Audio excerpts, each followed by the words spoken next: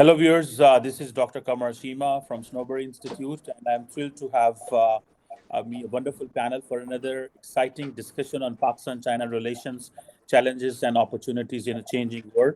I have with me a wonderful panel. First, let me introduce. I have with me Mr. Ambassador Azaz Ahmad Chaudhry, who is a chairman of the Sanober Institute and the former Foreign Secretary of Pakistan. And I'm very excited and thrilled to have with me Ambassador Nagmana Hashmi. She's a former ambassador to China, European Union, Belgium, Luxembourg. We are very excited to have her as well. I'm also grateful to have with me Mr. Adnan Amer, who works for the Nikkei Asia, a Japanese newspaper. And I'm also very excited and thank you to have Ms. Zoon Ahmed, who has joined us from Beijing, and she's at the Center for China and Globalization. Thank you very much for your time, all of you. Thank you. Thank you for us. Thank you. So just to start this discussion, we all know that China is a very important country for Pakistan. We have heard a country with whom we have real strategic partnership. It's all-weather partnership and iron brotherhood. We have heard this many times from leadership, the Chinese leadership, the Pakistani leadership. But I want Ambassador Azaz Ahmad Chaudhry to give his opening remarks about this particular. Thank you. Thank you very much. As you all know, Sanober Institute aspires to be a voice which is independent and brings some value to the table for our policymakers. This topic is particularly important for us because this relationship has somehow assumed a cardinal position within the foreign policy agenda of Pakistan. Now, this is not somehow, it is part of a deliberate effort by both countries for past several decades to nurture this relationship. There are several dimensions, and I hope we can look at all those dimensions today in this short setting. My sense is that we should, Chimas up, talk about the geostrategic environment a little bit, because Pakistan being a neighbor of China, but also a country that has had sustained engagement with the US, I think that would be important. Then there's a political dimension to it. Very strong political relationship between Pakistan and China. Both respect each other's core areas of interest and concern, and also each other's red lines. Then there is a military and defense relationship. There's an economic and commercial relationship. KKH, Karakoram Highway of the 60s. Then you had the China-Pakistan Economic Corridor in 2015, and Gawada. Then we also have people to people, which is growing. I think Zoon Ahmed might be in a better position to tell us as to what the state of play is. But my understanding is a lot of cultural interactions and also students exchanges have taken place. And there is a coordination at the international forum. So there's a very rich menu to discuss on this relationship, and I'm looking forward to our conversation today. Back to you, Kamar. Thank you very much, sir.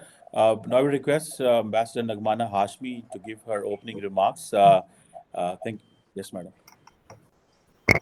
Thank you very much to begin with for inviting me on this program. As my dear colleague and friend Ambassador Azaz Chaudhry has said, this is a relationship that goes back decades. And in fact, in my opening remarks, I would like to say that this is a relationship whose basis or whose foundation was laid by the founding fathers of Pakistan. Because even before Pakistan came into existence and we saw the arrival of new China, that is the communist China, we saw that Qaeda-e-Azam Muhammad Ali Jinnah sent a Muslim League delegation to China to meet the leadership of the Communist Party there and to ensure them of their support and understanding and of having good and friendly strategic relationships with the future orientation in China. So I think that we should not forget that was the vision of the founding father, their sagacity and their understanding of what might happen in the long run. So I feel that there are no two opinions as far as the importance of our relationship with China goes. And that is why you would recall that Pakistan, when it came into existence, it was the largest Muslim country in the world. And we were a little wary of our relation, establishing very good relations with the Soviet Union, because it was a communist party that was communist government. That was one of the reasons. But when the establishment of new China happened, Pakistan became the first country, irrespective of the fact that there were ideological differences. We became the first country to recognize China, and that actually laid the foundation and opened doors for all the rest of the Muslim world to recognize China. So the relationship uh, is based on that long-term vision, on that strategic concept and the importance of the two countries to one another. And it has only been strengthened in the last 70 years. And before I go further, I would just like to add here that there's a lot of debate nowadays, particularly where the moving geostrategic and geopolitical interests are, and we see how the world is undergoing a transformation. It's in a state of flux. And a lot of people, both abroad and also in Pakistan, say that Pakistan should adopt a balanced policy towards the West and towards China. So, in my introductory remarks, I feel it is very important to clarify that Pakistan has always actually maintained a very strong and a very successful balance with both the West and China, with the proviso that our relationship with China is not for discussion on the table. And this is because of the fact, and I think the United States and the West also understands that as India has a very special relationship with the Soviet Union, so Pakistan has a very special relationship with the Chinese that it will not compromise. That is why you would recall that Pakistan was in the Western Alliance. We were part of the security arrangements in the 50s and the 60s. But still, we refused to send our troops in the Korean War. Why? Because of our deference to the Chinese position, and we did not want our troops to come face to face with the Chinese troop at any time in the Korean War. So, and history of our relationship is studded with such examples where we have not sided with the, or not agreed or gone along with the Western position, and have very clearly demonstrated our preference for our relationship with China. And in this, I just like to add one last thing before others can come in with their opening remarks. This was Ambassador, as us would recall, because he's also served in the United States. If I'm not wrong, this was Lyndon Johnson, the president of the USA. In one of the state visits, President Ayub Khan was visiting Washington, and he met the president, and the president, in his usual Texan accent, used a couple of four-letter words and very clearly gave him a message that we do so much for you, we give you so much aid, we support you in everything, and you so and so, you go and you still side with the Chinese. So the response of President Ayub Khan, I think, is still valid to this date. He very calmly responded in a very statesman kind of a way, saying, Mr. President, if we lose USA, we lose our economic interest and commercial interest is hurt. But if we lose China, our national interest is hurt. So I think that is the foundation of this friendship and the clear understanding that the Pakistanis have. And otherwise, also, if you, yes, it's a fact that the West has given us a lot of aid and this, that, and the other. But if strategically you look from Punjab to Gwadar, the landscape of Pakistan is studded with iconic projects, even before Gawada, even before the Karakoram Highway. Look at the Texla establishment. Look at the Va heavy forge factory. Look at Kamra. Look at the Chashma projects. Look at the various power projects that were put in Pakistan even before the CPAC project. CPAC project is importance, of course, the strategic importance goes back, I think, several decades. In my opinion, I firmly believe that the foundation of CPAC lies in the decision of making the Karakoram Highway connecting the two countries. The rest are all phases, that have now followed.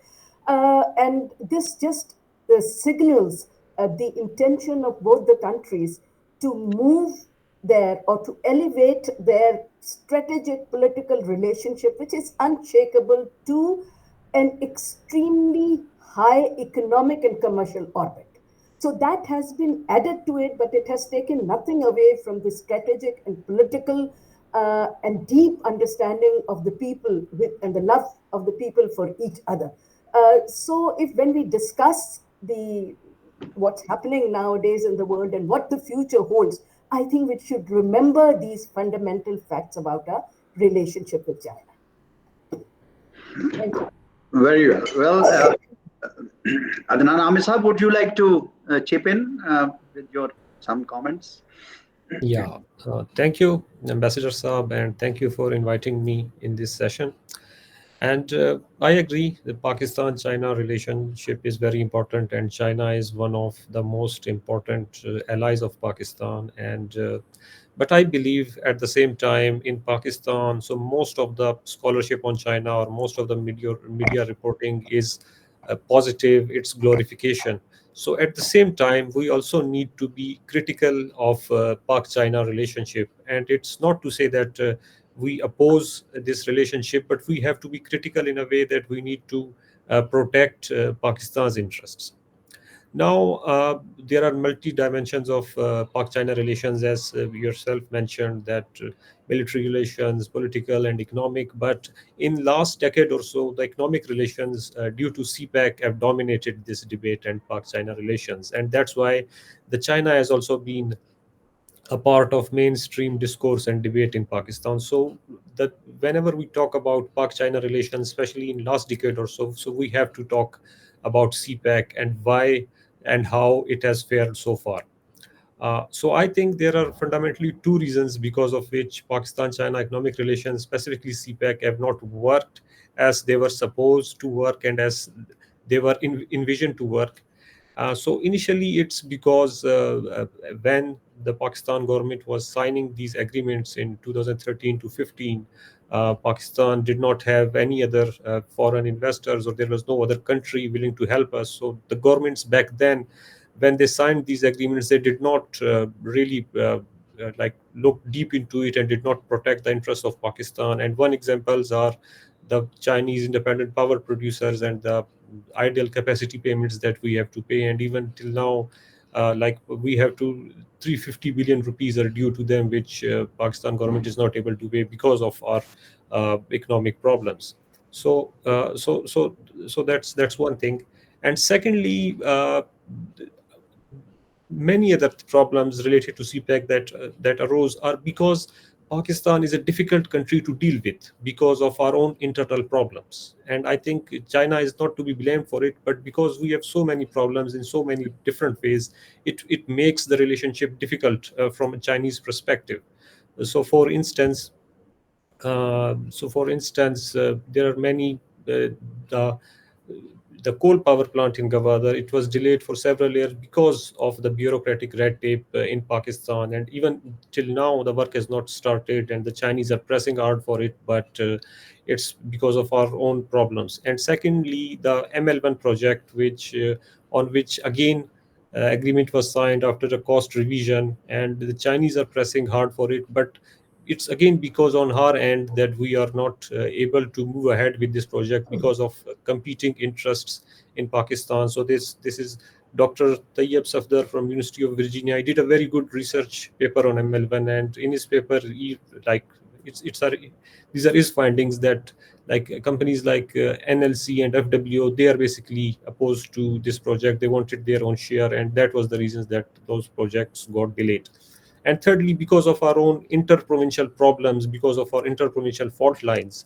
I think initially 2015 and 16, the entire debate around CPEC and China was that the western provinces of Pakistan did not get a proper share, or there was complaint and there was protests.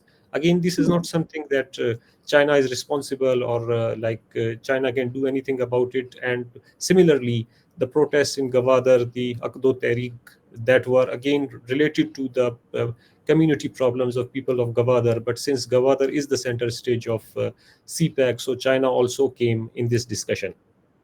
And I think one more thing was that the Pak-China relationship, it's very important, and you both being ambassadors know it, and you have already mentioned it. But when it comes to this economic relations and CPEC in particular, I think from 2015 onwards, the successive Pakistani governments have oversold CPEC. They have overpromised to the people that this is what CPEC is going to deliver. And actually, when it did not deliver, so there are people, then it results in desperation, it results in frustration, and then people complaining about it.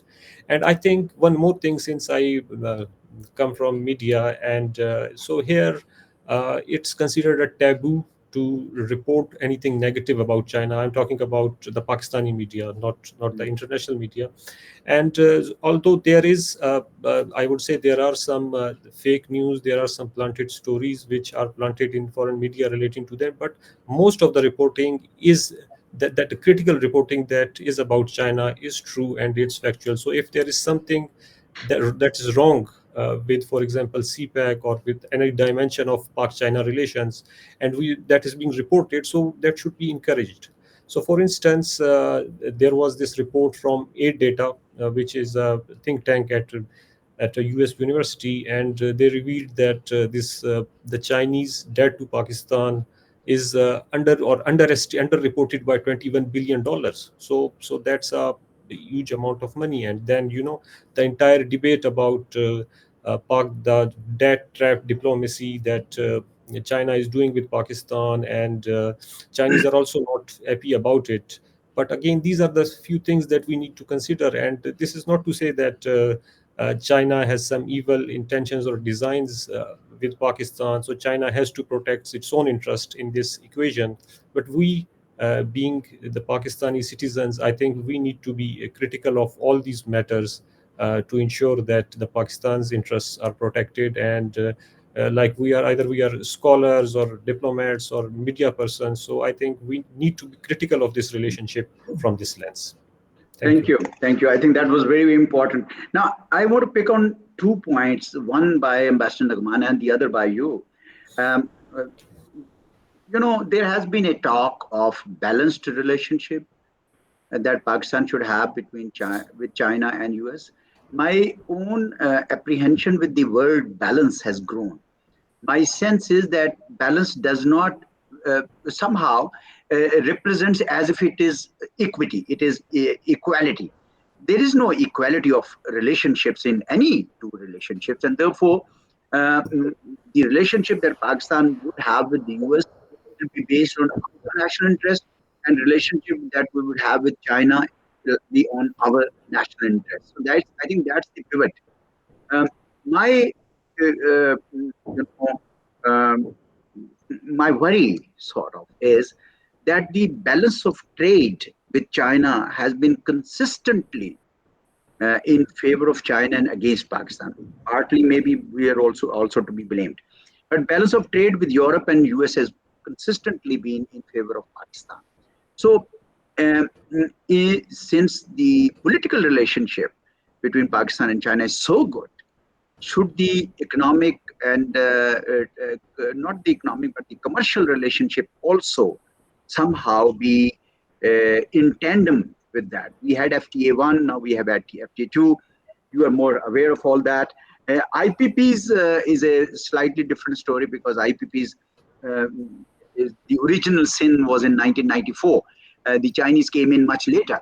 But on the trade part, I was wondering if, in the context of overall um, balance in relationships, how would you figure out, Ambassador Nagman Hashmi? Thank you, sir. I think you raised a very important point. But to begin with, I would say that there's no country in the world with which the balance of trade is in their favor as far as China is concerned. And to be very frank and very honest, look at our size and look at the size of China. So, irrespective of what we do, the trade will always be there. So that's a fact of life where China is concerned. One thing. Secondly, it was to basically not only stabilize Pakistan politically and economically, but also to raise the level of bilateral trade so that it is somehow commensurate with the political and strategic relationship that we have with China. And CPAC was all about that. It has other dimensions, of course, it has security dimensions, the strategic dimensions, but this was the economic dimension of it. And you are also very right that, we shouldn't say balance, but that's the word that is being used by everyone. And I think as far as any relationship in the world is concerned, you take the Israeli and the American relationship, you take the British and the American relationship, take any relationship. Uh, Balance is nowhere to be seen because, as you very rightly said, it's your national interest. Therefore, our balance has always been in favor of China. And I very strongly believe, and I have said it on many platforms also, that we have invested 74 years, 75 years in our relationship with China. China has invested, in Pakistan. And we have been with China when it was at its worst. We stuck with China, and they have been with us very steadfastly through all our difficult and good times. Now we are seeing China realize its second centennial goal. And we must understand this as far as the balance theory is concerned, that there were two centennial goals that the Chinese were following. One was the eradication of absolute poverty by the time the Communist Party of China becomes 100 years old, which they achieved about 5-6 months prior to the deadline. And in 2020 they achieved it, and the deadline was May 2021. But the second centennial goal is extremely important, which is the rejuvenation of the motherland, which basically, in simple words, means when China regains its complete territorial sovereignty, it has territorial sovereignty over all its islands, but when they peacefully get reunited with China and politically, economically, and militarily, it emerges as the top power on the world stage. And that is the target that they need to meet by 2049. And the entire debate about and the competition with the West and the Americans, and building up, for example, India against China in our region and making it a net security provider, etc., is all in response to the fact that the West has suddenly realized that that their presumption that the Communist Party will not be able to deliver on these two centennial goals. They only woke up when China delivered on the first centennial goal, and when China technologically surpassed the West in 5G and AI in October 2019. And that really shook the West up, and realizing that they need to do something about it, because China had been very calmly taking its development seriously and going ahead without entering into any conflicts and wars. So now we need to pose, as Pakistanis, we need to pose this very fundamental question to ourselves. After having invested 75 years, are we beginning to create doubts among our people, among our thinking, and are we confused within ourselves about where we want to see ourselves when China becomes the top country in the world in terms of, politically, economically, strategically, technology, military point of view? Do we want to see ourselves standing on the left of it or on the right of it? My understanding and my, conviction is very clear. This is the time. This is the real test of this friendship. We've been saying it's a time tested friendship. I think the time for testing the friendship is now, the next 30 years. It is going to be a difficult period. We are going to be under pressure economically, politically, strategically, militarily, in terms of a lot of, whether it is the FATF or it is sanctions or it is, whatever. So after investing so much, are we going to relent now? So I think it is an Akka Darya for us and for China for the next 30 years. But the real test of this, and the test of the resilience and the depth of this relationship, is the next 30 years.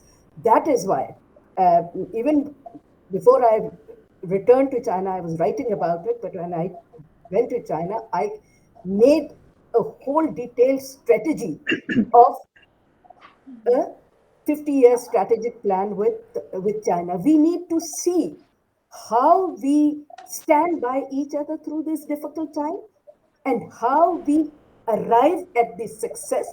Because no matter what you say, we have the largest border we have is with the Chinese, and our destinies are linked. So we need to to think futuristically. That is one thing as far as your balance is concerned. Secondly, I'm very glad my colleague raised some very good points as far as CPEC is concerned. So before we move further, there are a few things that I'd like to clarify, because I think it's very important for us to be at least among ourselves clear about these things.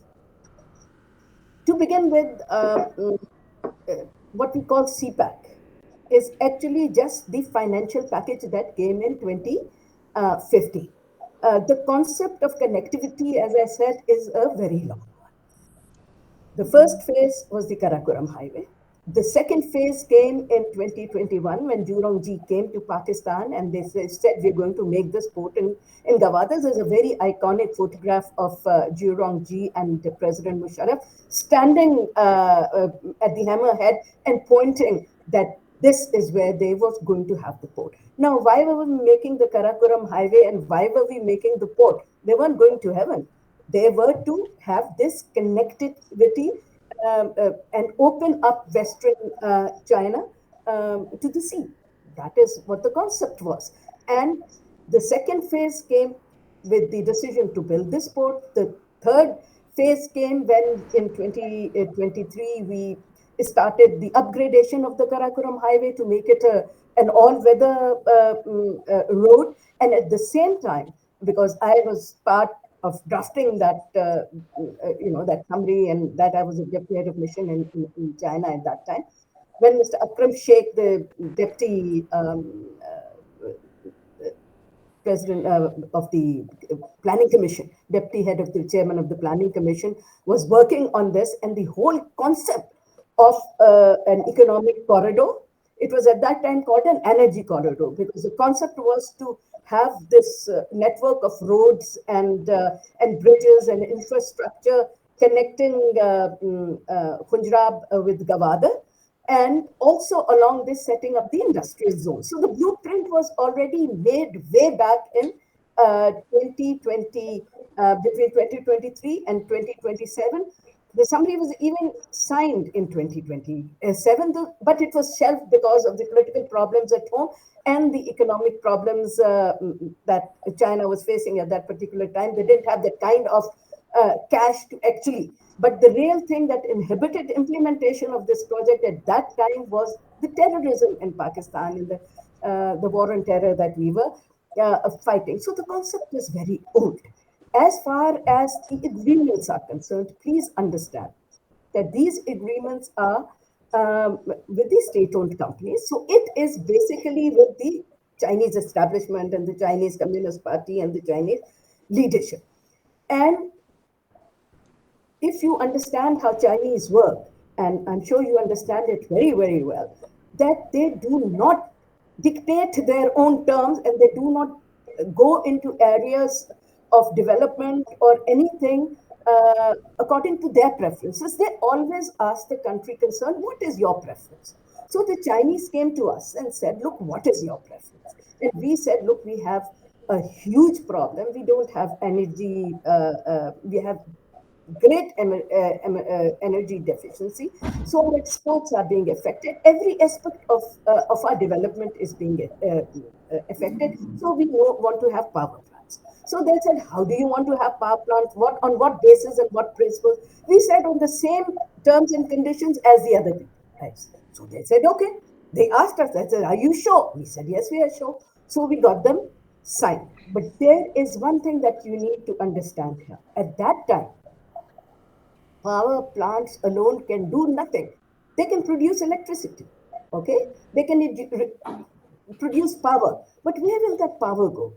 To the second part of it was, the agreement was that the Chinese do the power plants, okay? But Pakistan was to do the feeder lines, the link lines, the smart metering, so that electricity can be distributed to all parts of Pakistan and you can use the electricity that is being produced. Now, at that time, and I've served 20 years in Europe, and I was also ambassador in Brussels for a very long time. So the agreement at that time was that the EU and the Americans would pay the money for setting up these link lines and smart metering. And it's on record, okay? And that money never came. Just like the reconstruction economic zones in the border regions and, between Afghanistan and Pakistan. This money never came. So the projects were completed. The energy was being produced, but it had nowhere to go. So you can't blame now the Chinese are coming and helping us with the transmission lines and smart metering because the Europeans never came, the Americans never came. They never so we can't really blame. The plan was there. The plan was actually never implemented the way it is. Just one more thing. Then we can't say CPAC failed because there was another element of it. This should have gone side by side, which was the construction of the special economic zone. Roads alone and energy alone was going to go nowhere. It was going to take us nowhere. It was the establishment of the special industrial zones. I don't believe the economic zones because that's a different concept altogether. I don't know why we started calling them economic zones. But the special economic zones should have been, the work on them should have been started simultaneously in 2015. We waited for the first phase to almost come to an end. And by that time also, I went mad and a lot of other colleagues went mad telling the government, please come up with a good investments, package, procure the land, provide the facilities, because the idea was to have a plug and play kind of a system. So the Chinese come here and they have everything ready. And because these two things did not happen simultaneously, the link lines as far as energy is concerned, and because you don't have production. So what are you going to, send through Gavadir or get through Gavadir or... So you need to have those special economic zones. Well, thank you. I think it was very comprehensive, very understandable. I want to bring in Zoon Ahmed Khan Saiba. My, I don't know when you were not on the screen, whether you were listening or not. But, one thing that we, perhaps all of us agree, is that this relationship, Pakistan-China relationship, is very important for Pakistan. But Adnan raised some very important points, and he said that even if the relationship is very important, you've got to protect your own national interests. And he said that perhaps CPEC agreements were not negotiated in a transparent manner. And he cited the example of IPPs, but then there are also some other points that he raised. If whether Pakistan has oversold a CPAC and overpromised the people of Pakistan. Then Ambassador Nagmana Hashmi has very eloquently explained the other part of the bargain, which Pakistan was to keep, and unfortunately we couldn't. We were supposed to build the special economic zones. We were supposed to build feeder lines. We were supposed to provide security to the Chinese, etc., etc. And because of which, we didn't really get the full out of the promise of connectivity and that had started with KKH, Karakoram Highway, and then down to CPEC and Gwadar. So this is a very interesting. I want you to weigh in on your observation sitting in Beijing on how this is going. Thank you. Thank you so much, Ambassador Azaz. And really, all three of you have brought up some extremely critical and valuable points. I've lived in Beijing for 8 years now, and I think maybe what I can contribute is some of the exposure I've had. My focus is also slightly broader. I'm looking at the Belt and Road strategy in general. And so one of the things that I like to do is see what other regions or individual countries are able to achieve when it comes to their Belt and Road cooperation, what models are working, what kind of frameworks or mechanism frameworks are working. So I think I'll try and respond to some of the points that came up. I do agree with Adnan Amir's point that the coverage of CPEC needs to be much more critical, but in a good way. I mean, I think critical also means that we need to be able to diagnose the challenges. We also need to be able to understand what are we trying to achieve through CPEC.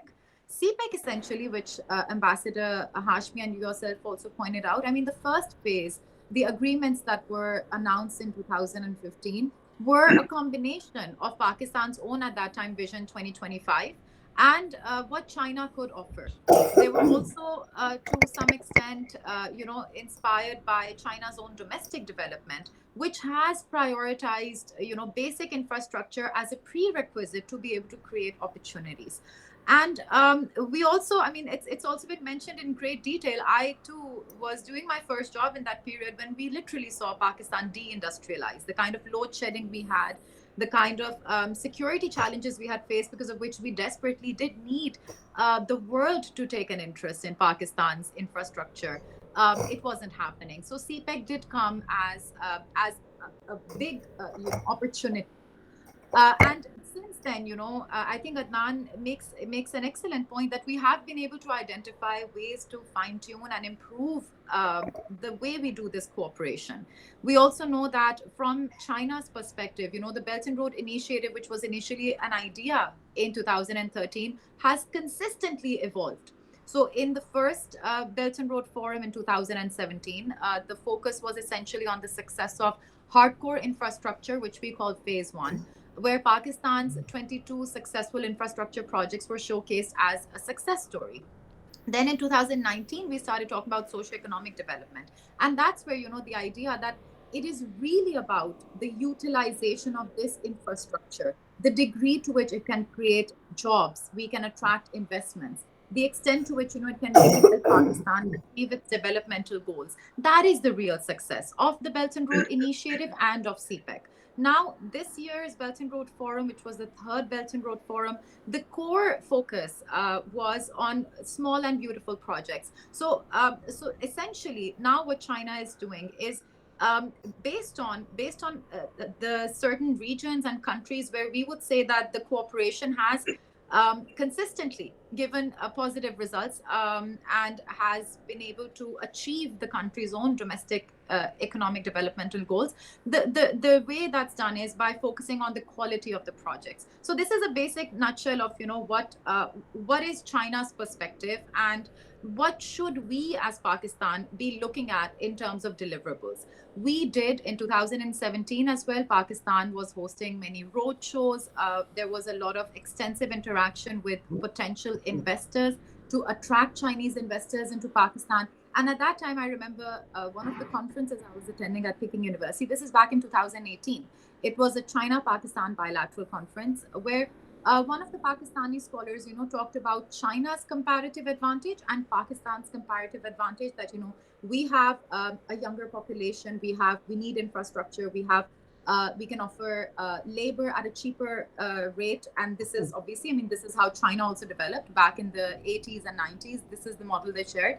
But then the Chinese person's response was something that I think all of us need to think about. For Pakistan, we are comparing between Pakistan and China, that Pakistan has this comparative advantage over China in terms of being able to provide relatively cheaper labor and opportunities. This is where we see this is the attractiveness for the Chinese investor to want to move to Pakistan. But the Chinese response was that, well, there are so many, but a Chinese investor is looking at, this is how much profit I can potentially make in Pakistan. This is the ease of, relocating my business to Pakistan. And then they're comparing that with countries across the world. And that's where, I think a lot of times what we as Pakistan, can really do is engage our private sector in a much more effective way, and to be able to identify between private sectors, on both sides. Because in the end, yes, the first phase and the beginnings of the second phase, where we are identifying hardcore infrastructure, we are thinking about, the core priority areas. We're also thinking about how can China's experience and how can, we collaborate on more nuanced projects like poverty alleviation, agriculture development, vocational education, etc. But when it comes to the real impact of CPEC, of any Belt and Road project for that matter, it is going to be the extent to which it's able to fuel Pakistan's economic goals. And that is where, we need to be able to understand the Chinese investor in a much better way. And I think we are definitely much ahead. Given the degree of economic cooperation between China and Pakistan back in 2015, we have come a very long way. There's also another factor, that cultural presence, the extent to which we're able to promote our culture, we're able to be more present among Chinese people, Pakistani tourism opportunities are better understood. Honestly, all of that plays a more integral role than people sitting in Pakistan would realize. And which is why, even as ambassador, I know Ambassador Nakmana Hashmi also focused a lot on this, cultural visibility, cultural cooperation that can be a means to attract Chinese interest and Chinese investment.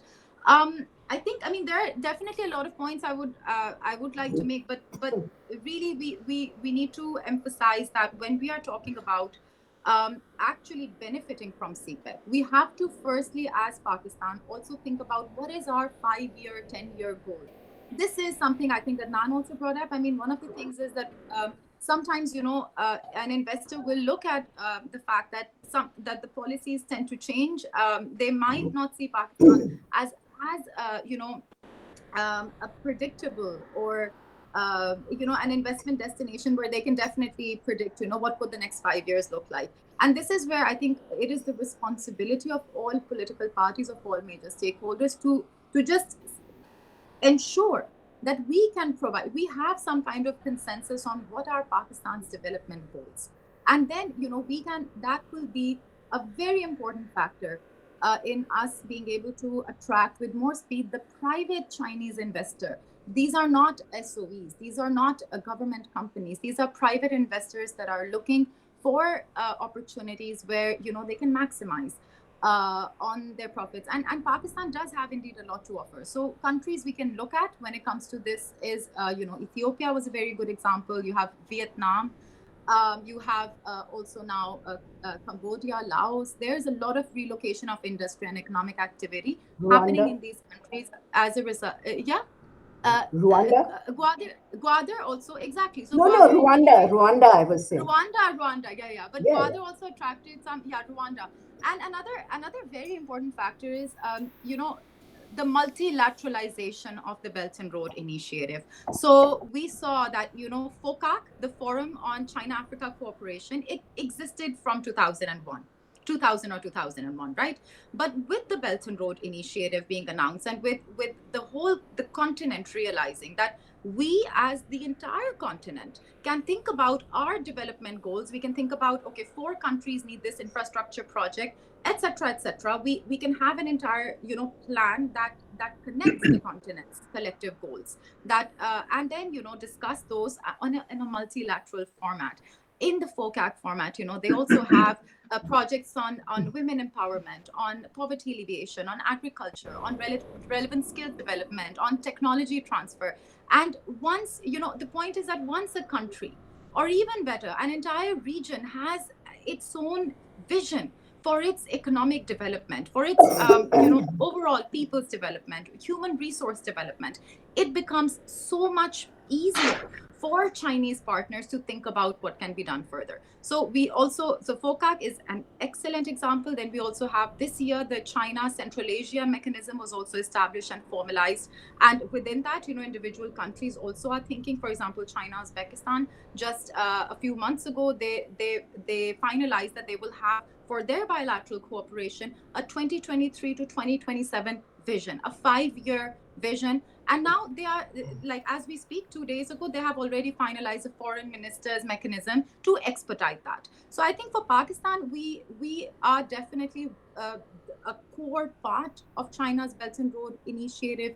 We also, I think, over these years, we have been one of those countries that has been very receptive in order to understand, how can we maximize on the socio-economic dimension as well. We have multiple projects that don't get the kind of visibility that maybe big infrastructure projects get, but we are moving in a certain direction.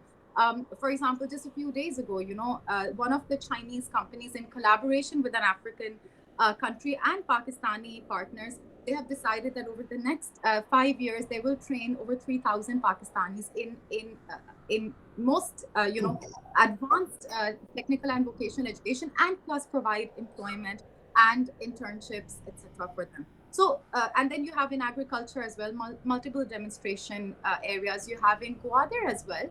There are cases of, how the local community is benefiting from this opportunity. But I think in the end, the final determining factor will be, number one, the degree to which Pakistan's private sector and China's private sector can understand each other and interact with each other. And number two, which I think all of us have mentioned, the degree to which we can have a long-term, at least a medium-term understanding of what we want to achieve. What are our national goals as Pakistan? And this CPEC is a part of that national vision that we have for our own country. So, and lastly, I know I've been going on for too long, but the last point is, let's also understand that, like Ambassador Hashmi mentioned this, absolute poverty alleviation was achieved in China just recently. When I go to, parts of China that are still not able to, they're still not able to understand how can they reach the kind of economic development that so many regions of China have, we realize that, it's still work in progress. We also realize that somehow we expected CPEC to become Pakistan to transform 100. I'm not saying people who are more aware of the cooperation, but an average Pakistani, sometimes people think, oh my God, this is magically, we are going to have skyscrapers and booming special economic zones in a matter of a couple of years. But it took China 40 years and still counting. Still parts of China are developing. Another factor is, we think China's development is very centrally organized, and that somehow every city, every county, every village is able to implement the exact, central vision in a very literal way. That is also not true. Go to small villages in China where people just came out of poverty. It is really that local community trying to find a unique solution that works for their community. In that sense, I think one thing that Pakistan and other countries can study from China is how do you incorporate more critical thinking in the process of development, and that critical thinking is something which is very valuable. for Pakistanis. There is no reason that a village in Sindh cannot find a solution if it has the right government support, if the locals are able to understand. Instead of growing a herb, we Yes. could grow mangoes that has more profit. We can learn how to create ecosystems of development within our local communities, which can take us towards the goal that we have. But is this going to be a medium to long term process? And unless, like Amir mentioned rightly, like unless we are critical and observant and receptive, the pace at which we would like that development happen may not be possible. So these are Very good. my, I think, 25 Very, cents. I'm very very, sorry, I very. just went off, No, no, but no, no, no, no, no. You thank were you. simply superb. I think very. I enjoyed every minute of that. Nagmana, I would come back to you as the last word because we have to conclude. But let me just quickly go back to Adnan because a lot has been said after his comments, and maybe he has some reflections, and then we'll come to Pastor Nagman Ashmi to conclude the program. Yes, Adnan. Yeah. So, so as I also already said, I agree because of because CPEC could not deliver as per our expectations. It's not due to China's fault. It's because of our own problems.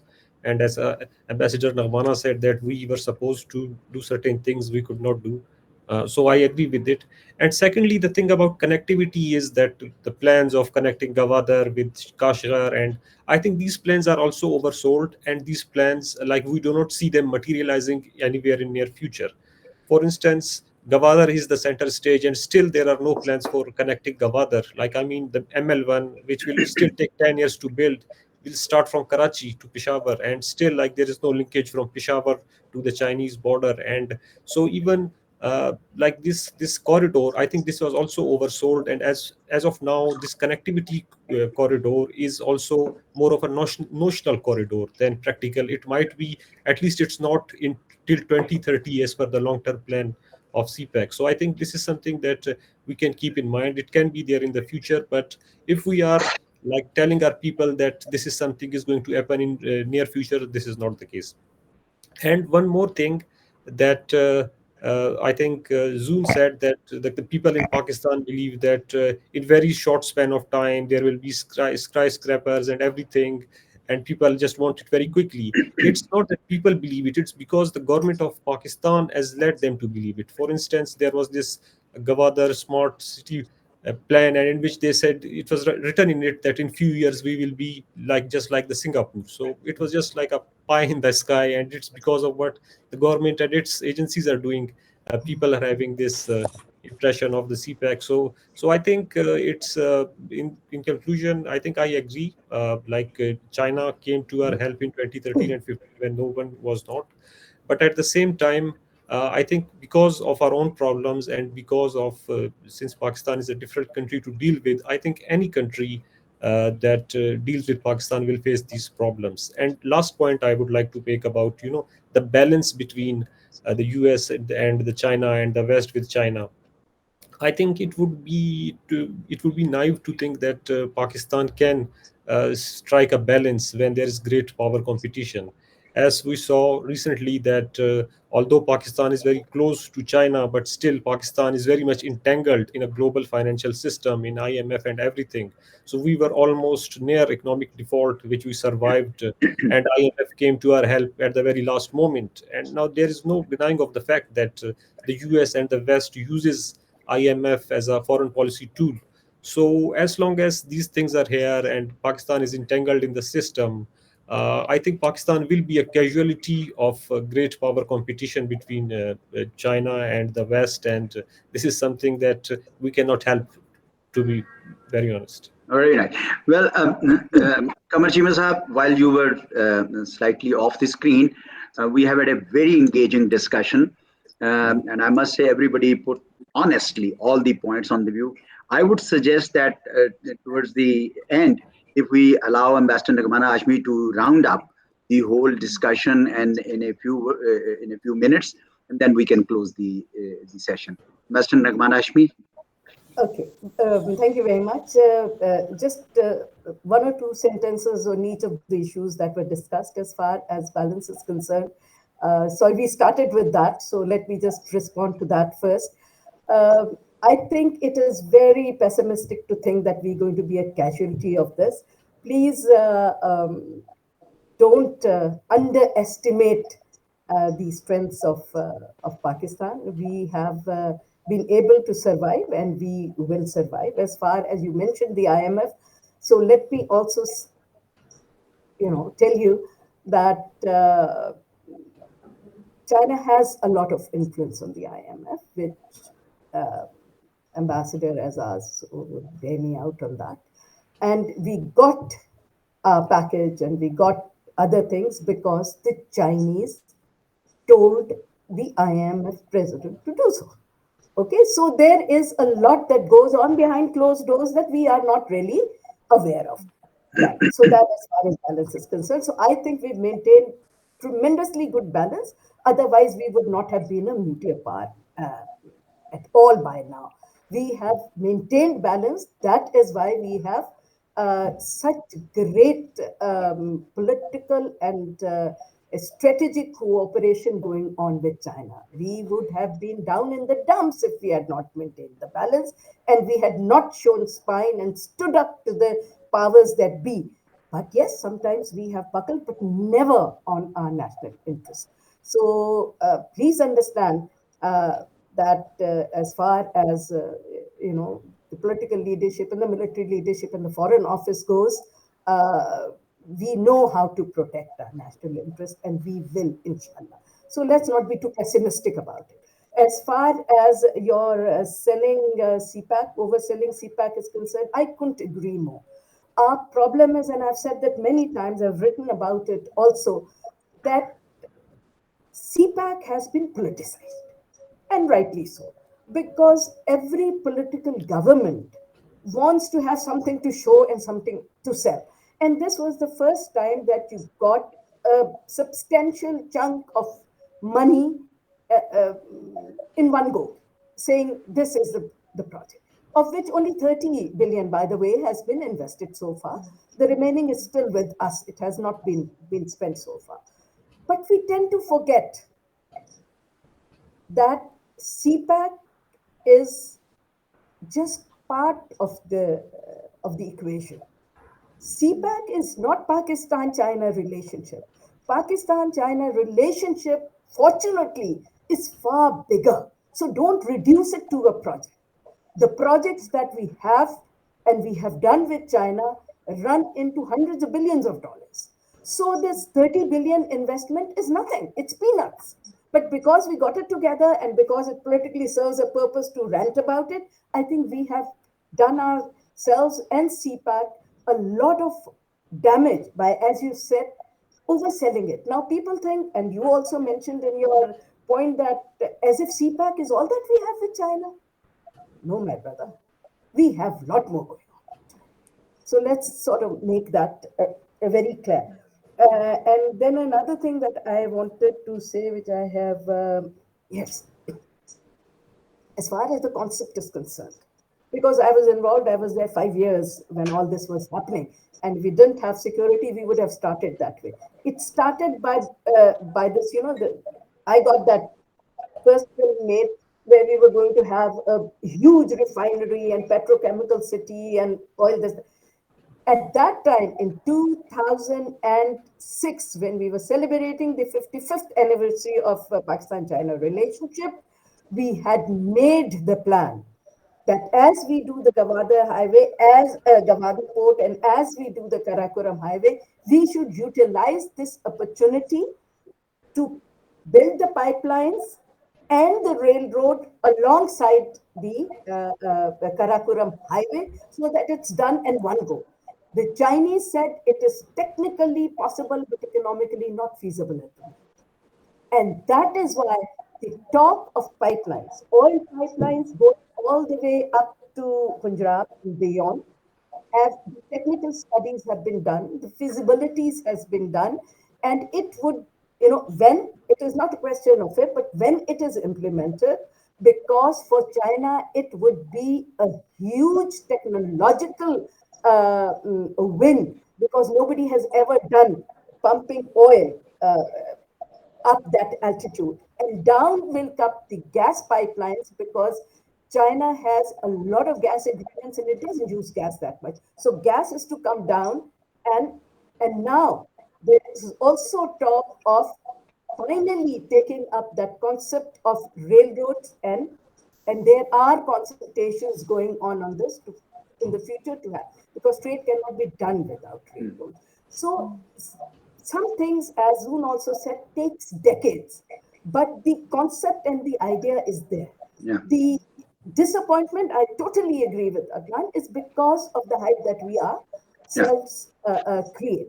As far as the socio-economic development, smaller projects are concerned, we forget that we had 3 years COVID also that slowed down things a little. But I do not want to go into the politics, but we had a dispensation that was not that, bent towards supporting the entire project, so it slowed down a little bit, but not substantially. And it was at that time that we came up with this idea of some money being allocated for socio-economic development, and that was well, 6 areas were sort of identified. One was medical CPAC, one was an education CPAC, one was agriculture green CPAC, one was health CPAC, one was a knowledge corridor, and what I coined the term youth bank, which was basically vocational training institute, and that's why we signed it with the biggest training institute that we have is in Tianjin.